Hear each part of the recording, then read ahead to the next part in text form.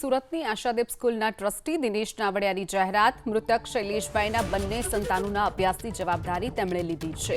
બંને બાળકો જ્યાં સુધી ભણશે ત્યાં સુધી આશાદીપ સ્કૂલ તેમને મદદ કરશે।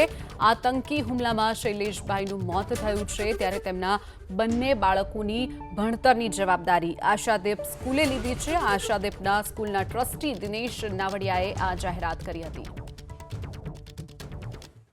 કાશ્મીરની અંદર બનેલી આતંકવાદી ઘટનાની અંદર સુરત શહેરના શૈલેષભાઈ કલથિયાને પણ આતંકવાદીનો ભોગ બન્યા છે।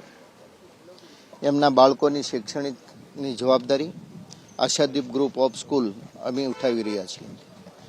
એમને જ્યાં સુધી ભણવું છે ત્યાં સુધી અમે એ બાળકોને ભણાવવાની સંપૂર્ણ જવાબદારી અમે આશાદીપ ગ્રુપ ઓફ સ્કૂલ દ્વારા ઉઠાવી રહ્યા છીએ અને આગળ પણ એમને જો કંઈ ભણવાની ઈચ્છા હશે તો એમાં પણ અમે એમને મદદરૂપ થશું।